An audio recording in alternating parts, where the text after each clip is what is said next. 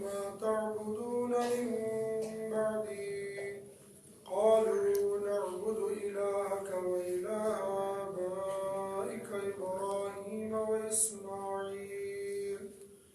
وإسماعيل وإسحاق إلها واحدا ونحن له مسلمون تلك أمة قد خلت لها ما كسبت ولكم ما كسبتم ولا تسألون عما كانوا يعملون. ترجمہ: کیا تم لوگ شہداء موجود تھے اذ جب حضر آئی یعقوب کو الموت موت اذ جب قال کہا انہوں نے لبنیہ اپنے بیٹوں سے ما تعبدون کس کی عبادت کرو گے تم من بعدی میرے بعد قالوا کہنے لگے وہ نعبد عبادت کریں گے ہم الہ کا آپ کے معبود کی وَإِلَىٰ آبَائِكَ اور آپ کے آبا و اجداد ابراہیم اسماعیل اسحاق ابراہیم اسماعیل اسحاق کے معبود کی الہ واحدہ جو ایک معبود ہے وَنَحْنُ اور ہم لوگ لہو اسی کے مسلمون فرما بردار ہیں. تلک امت وہ ایک جماعت تھی قد خلت جو گزر گئی لہا ان کے لیے ما وہ ہے کسبت جو انہوں نے کیا وَلَكُمْ اور تمہارے لیے ما وہ ہے کسبتم جو کچھ تم کرو گے وَلَا تُسْأَلُونَ اور نہیں پوچھے جاؤ گے تم عما ان باتوں کے بارے میں کانوا یعملون جو وہ کیا کرتے تھے. یہ سورہ بقرہ کی آیت نمبر 133 اور 134 کی تلاوت اور ترجمہ ہم نے سنا.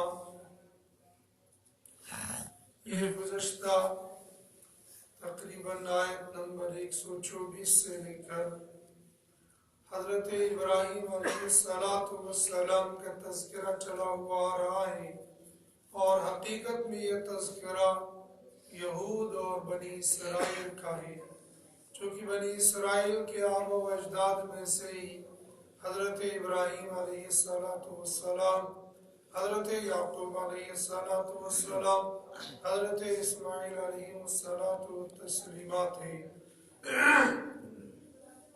ان یہودیوں نے یہ کہا تھا کہ اللہ کے یہاں تو دین بس دین ابراہیمی ہی چلے گا. دین ابراہیمی مطلب دین یہودی کے علاوہ اور کوئی دین نہیں چلے گا. قالت اليهود ليست النصارى على شيء وقالت النصارى ليست اليهود على شيء. یہودی کہتے عیسائیوں کہ تم کچھ نہیں ہو عیسائی کہتے یہودیوں کو تم کچھ نہیں ہو.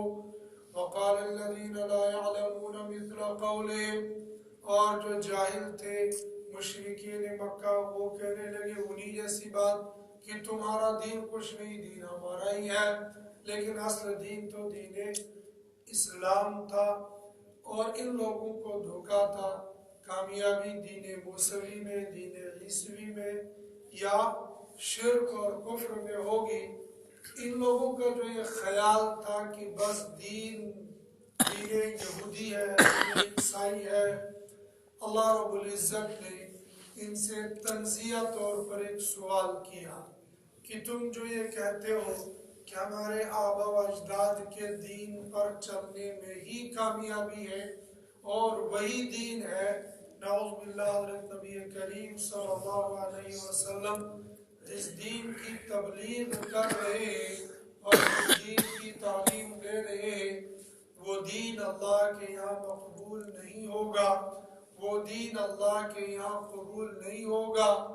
تو ان سے پوچھا جا رہا ہے أم كنتم شهداء إذ حضر يعقوب الموت جب یعقوب علیہ السلام کی موت قریب آ گئی تو کیا تم لوگ وہاں پر موجود تھے؟ ظاہر سی بات ہے مکہ کے مشرک، مدینہ کے یہودی اور عیسائی، ان میں سے کوئی بھی وہاں موجود نہیں تھا۔ جب موجود نہیں تھا پھر تم یہ کیسے کہہ سکتے ہو کہ ابراہیم اور یعقوب علیہ السلام نے اس بات کی تعلیم دی تھی اور اس بات کی وصیت اور نصیحت کی تھی کیا تو نجات کے لیے دین یہودی ہی ہے، دین موسوی اور دین عیسوی ہی ہے، اس کے علاوہ دوسرا کوئی دین نہیں ہے؟ اس بات کی تعلیم تو انہوں نے نہیں دی تھی جب تم وہاں موجود نہیں تھے، پھر تم یہ باتیں کیوں کہہ رہے ہو؟ اذ حضر یعقوب الموت جب یعقوب علیہ السلام کی موت قریب آ گئی، اذ قال لبنیہ جب کہا انہوں نے اپنی اولاد سے، اول تو تم وہاں تھے ہی نہیں، اور اگر تم وہاں ہوتے بھی تو سنو یعقوب علیہ السلام نے کس چیز کی تعلیم دی تھی؟ جو تم کہتے ہو اس کی نہیں، بلکہ انہوں نے توحید کی تعلیم دی تھی، اور توحید کی تعلیم یہ تھی اذ قال لبنیہ ما تعبدون من بعدی یعقوب علیہ السلام نے اپنے 12 بیٹوں کو اکٹھا کیا اور ان سے پوچھا تم میرے دنیا سے جانے کے بعد کس چیز کی عبادت کرو گے؟ انبیاء علیہ السلام کی یہ خصوصیت تھی جب دنیا سے جانے کا وقت آتا تھا تو اللہ رب العزت حضرت اسرائیل علیہ السلام کو بھیجتے کہ جاؤ میرے اس خاص بندے سے پوچھ لو یہ دنیا میں رہنا چاہتا ہے یا میرے پاس آنا چاہتا ہے؟ اگر یہ دنیا میں رہنا چاہتا ہے تو اس کو مہلت دے دو، اور اگر یہ میرے پاس آنا چاہتے ہیں تو ان کی روح قبض کر لو تاکہ یہ میرے پاس آ جائیں۔ یعقوب علیہ السلام، موسیٰ علیہ السلام، حضرت نبی کریم صلی اللہ علیہ وسلم، ان بزرگوں اور ان نبیوں کے بارے میں تو مشہور ہے ان کے پاس حضرت اسرائیل علیہ السلام آئے اور پوچھا جانا چاہتے ہو یا رہنا چاہتے ہو؟ موسیٰ علیہ السلام کہنے لگے رہنا چاہتا ہوں۔ پھر کیا ہوگا؟ کہا پھر مرنا ہے۔ کہا کتنا جیوں گا؟ کہا جتنا چاہو اتنا بول دو، آخر پھر بھی مرنا ہی ہے۔ اور ایک اندازے کے لیے اسرائیلی روایت کے مطابق ان سے کہا ہاتھ رکھو کسی جانور پر، اس کے نیچے جتنے بال آئیں گے اتنے سال رہو، پھر واپس آنا ہے۔ کہا جب تب بھی جانا ہے آج بھی جانا، آج ہی چلی جائے گی۔ حضرت نبی کریم صلی اللہ علیہ وسلم کو اختیار دیا، کہا یہ بتاؤ میرے بعد میری امت کا کیا ہوگا؟ کہا آپ کے بعد آپ کی امت کو یوں ہی لاوارث نہیں چھوڑا جائے گا، ان کی راہبری رہنمائی کرنے کے لیے ان کے پاس آپ کے نیک اللہ کے نیک بندے علماء رہیں گے جو ان کی راہبری رہنمائی کرتے رہیں گے۔ تو اللہ کے نبی صلی اللہ علیہ وسلم حضرت جبریل کی طرف دیکھنے لگے۔ حضرت جبریل نے عرض کیا اللہ آپ کی ملاقات کا مشتاق ہے، تمنا رکھتے، کہ پھر لے چلو۔ اسی طریقے سے یعقوب علیہ السلام کے پاس بھی حضرت اسرائیل علیہ السلام آئے اور موت کا پیغام لے کر۔ حضرت یعقوب علیہ السلام نے فرمایا تھوڑی سی مہلت دو، مہلت دے دی۔ انہوں نے اپنے تمام بیٹوں کو اکٹھا کیا اور ان سے نصیحت اور وصیت کی۔ کیا ان کو وصیت کی، کیا ان کو نصیحت کی؟ پوچھا ما تعبدون من بعدی، میرے بیٹے بتاؤ میرے بعد تم کس کی عبادت کرو گے؟ قالوا نعبد الہک، کہنے لگے ہم آپ کے معبود کی عبادت کریں گے۔ یوں تو ان کا معبود بھی وہی تھا، اگر سمپل سی بات یہ کہتے تھے اپنے اللہ کی عبادت کریں گے، بات تو وہی تھی۔ لیکن یہ ہوتا ہے ابا پوچھتے ہیں تم کہاں جا رہے ہو؟ میں فلاں ماسٹر جی کے پاس جا رہا ہوں، میں فلاں ڈاکٹر کے پاس جا رہا ہوں، ٹھیک، یہ نہیں کہتا ہے۔ بیٹا کہتا ہے، ابو پوچھتے ہیں کہاں جا رہے ہو؟ ابا میں آپ کے کلاس فیلو فلاں ڈاکٹر کے پاس جا رہا ہوں، میں آپ کے دوست فلاں ماسٹر جی کے پاس جا رہا ہوں۔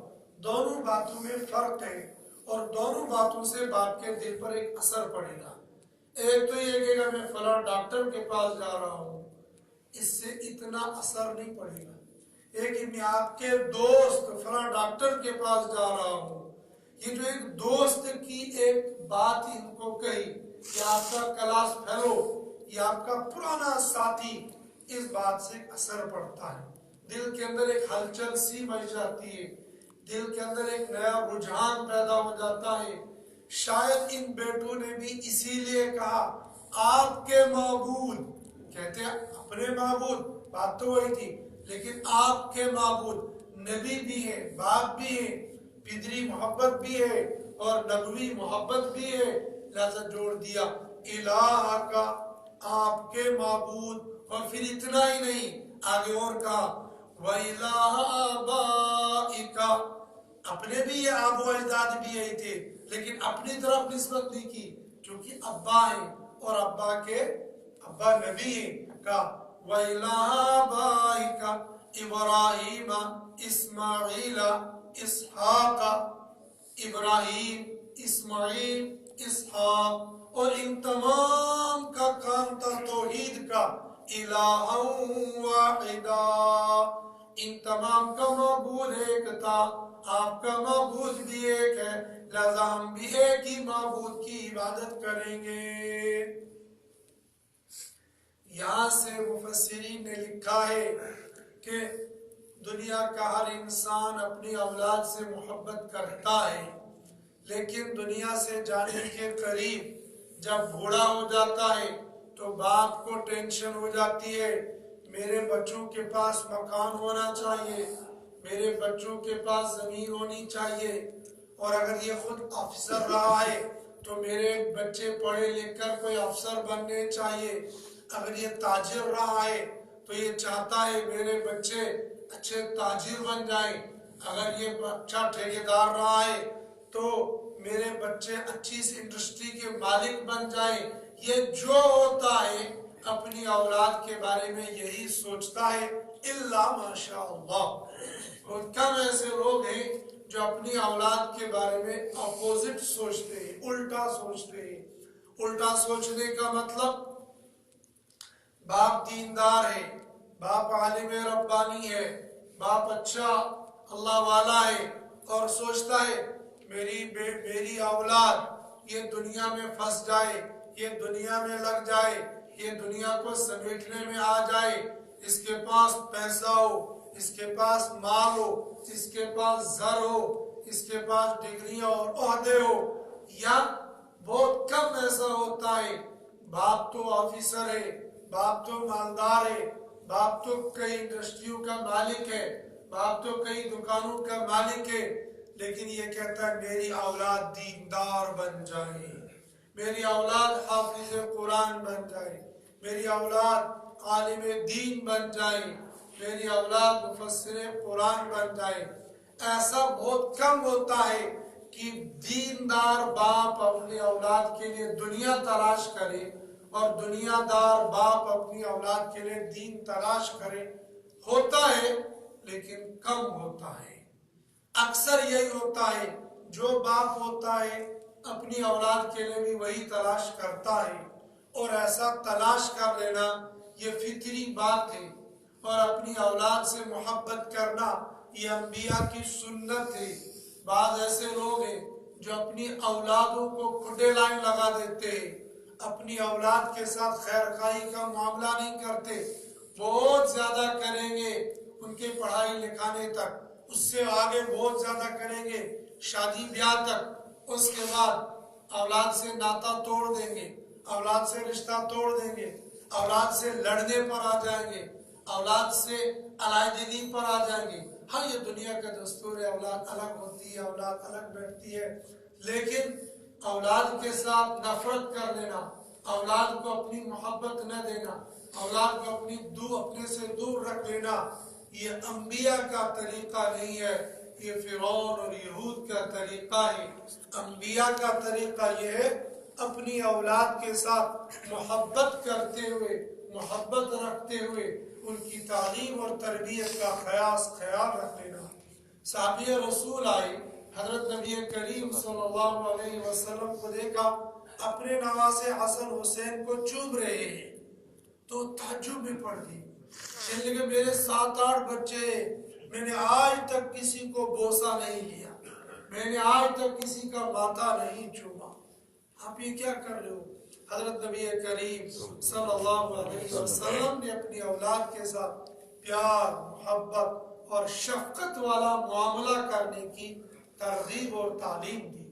لیکن باپ کی شفقت ہوتی ہے، کبھی باپ غصہ کرتا ہے لیکن اس غصے میں بھی شفقت ہوتی ہے، کبھی باپ ڈنڈے مارتا ہے، اس ڈنڈے مارنے میں بھی شفقت ہوتی ہے، اور کبھی باپ ماتھے کو بوسہ دیتا ہے، اس میں تو شفقت ٹپکتی ہے۔ ایسا نہیں ہونا چاہیے کہ اپنی اولاد کو اپنے سے دور کر لے اور نہ ان کے دین کا پتہ، نہ دنیا کا پتہ، نہ رہنے کا پتہ، نہ کھانے کا پتہ۔ کچھ ایسے کارگزاریاں، کچھ ایسے حالات سامنے آ جاتے ہیں، اولاد مرگے بستر پر پڑی ہوئی ہے، باپ ماں دیکھنے کے لیے تیار نہیں ہے۔ یہ اکثر و بیشتر 2 وجہ سے ہوتا ہے۔ پہلی وجہ ہوتی ہے جب باپ دوسری شادی کر لیتا ہے تو پہلی بیوی کی اولاد سے دل کے اندر نفرتیں اور قدورتیں پیدا کر لیتا ہے، اور یا باپ کے دل میں نفرت اور قدورت تب آتی ہے جب گھر میں بہو آ جاتی ہے، یہ بہو لانے والا بھی تو ہی ہے، یہ دوسری شادی کرنے والا بھی تو ہی ہے، یہ پہلی اولاد یہ بھی تیری ہے، اس اولاد کا کیا قصور ہے؟ اگر یہ بہو نالائق نکلی تو اس تیرے بیٹے کا کیا قصور ہے؟ اگر یہ تیری دوسری بیوی نالائق نکلی تو اس تیری اولاد کا کیا قصور ہے؟ یہ سارا نزلہ ان پر کیوں اتارتا ہے؟ کچھ اولادیں کھجل اس وجہ سے ہو جاتی ہے، وہ بیچارے در بدر پھر رہے ہوتے ہیں، اور باپ اپنی اس اولاد کے ساتھ جو نئی بیوی کی اولاد آئی ہے اس کو عیش و عشرت کرتا ہے، ہزاروں اور لاکھوں روپے ان پر اڑاتا ہے، اور پہلی بیوی کا جو بیٹا یا بیٹی ہے ان کا کوئی پرسان حال نہیں ہوتا ہے، وہ بیچارے روڈ پتی ہوتے ہیں، وہ روڈ پر یا کہیں بھیک مانگنے تک کی ان کو نوبت آ جاتی ہے، اور باپ اچھا خاصا کمانے والا ہوتا ہے لیکن ان بیچاروں کے پاس نہیں ہوتا ہے۔ یہ تب ہوتا ہے جب دوسری شادی کر لیتا ہے، پہلی اولاد کو پس پشت ڈال دیتا ہے، یا بہو نالائق آ گئی اور اولاد کے ساتھ بھی نفرت پیدا کرنے لگا۔ نہیں، کوشش کرنا، اگر باپ اور ماں اپنا والدین اپنی اولاد کو سدھارنے کی کوشش نہ کرے گا تو دنیا میں کس کو چٹی پڑی ہے جو ان کو سدھارنے کی کوشش کرے گا؟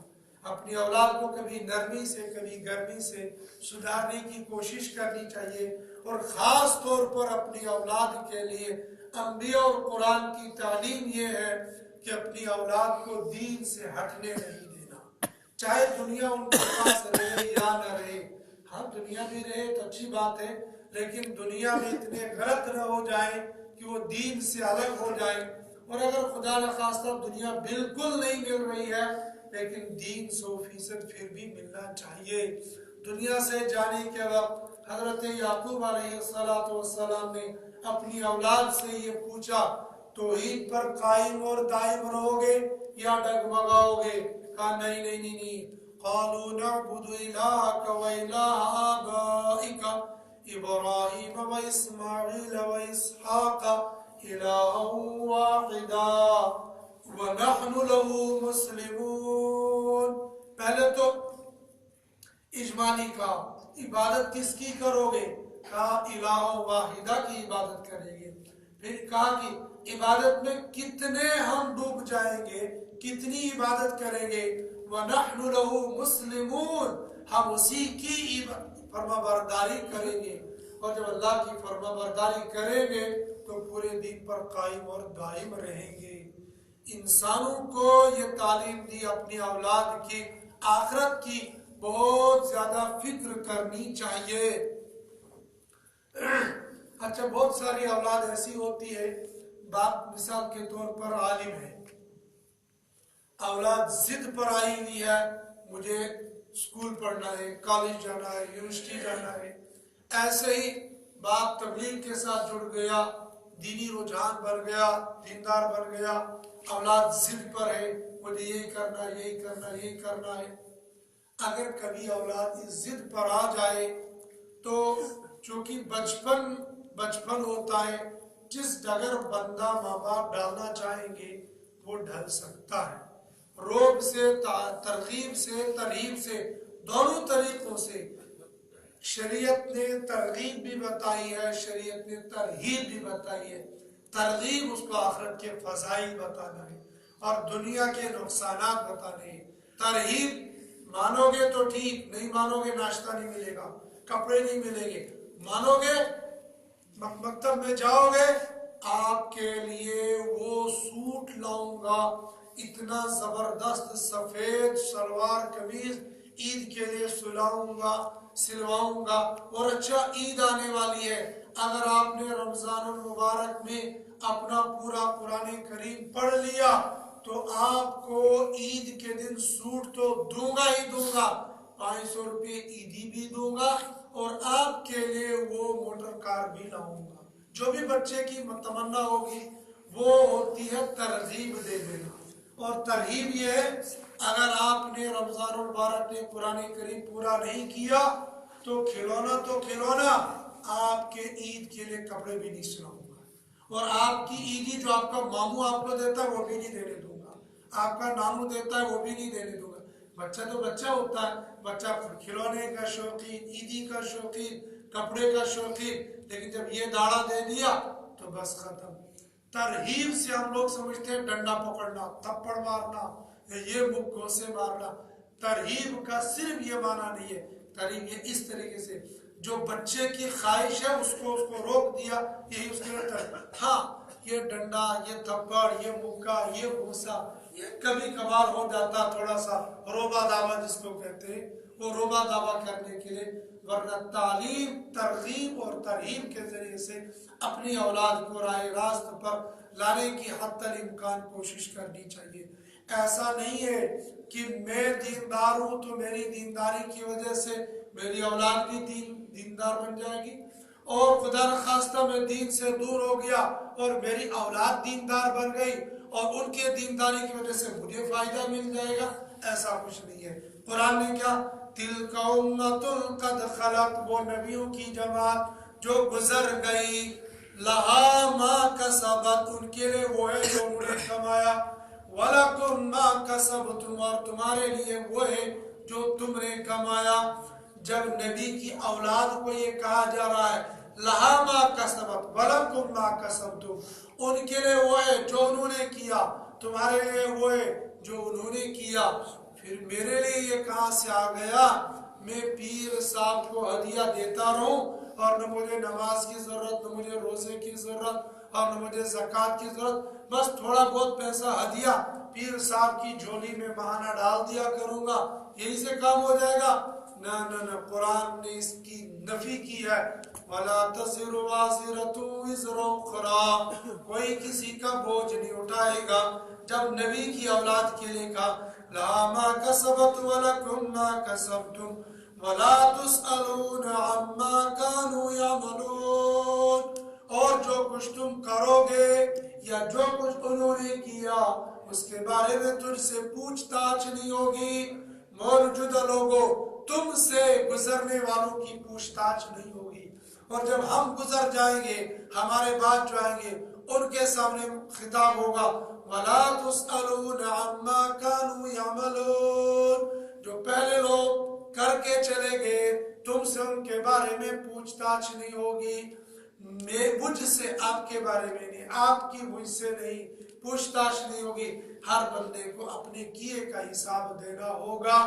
آپ کی نیکیاں میرے کام نہیں اور میری نیکیاں آپ کے کام نہیں، ہاں آئیں گی، اس کا طریقہ الگ ہے، وہ ایصال ثواب کے طور پر، وہ اعمال میں بڑھوتری کے طور پر تو کام آئے گا، لیکن ایسا نہیں ہے کہ اولاد نعوذ باللہ شرک میں ہے اور باپ ایمان والا ہے تو مشرک اولاد باپ کے ایمان کی وجہ سے کامیاب ہو جائے گی؟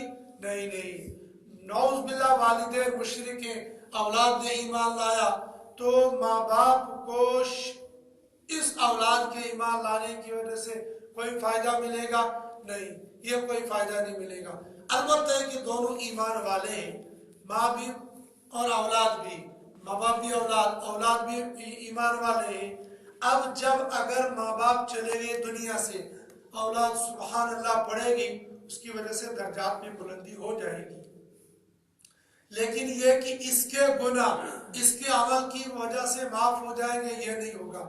ہاں یہ اولاد ان کے لیے معافی مانگیں گے، اللہ چاہیں گے معاف کریں گے، ورنہ میرے عمل کی وجہ سے دوسرا نماز ہی نہ پڑھے اور میری نماز اس کو فائدہ دے گی، یہ نہیں ہوگا۔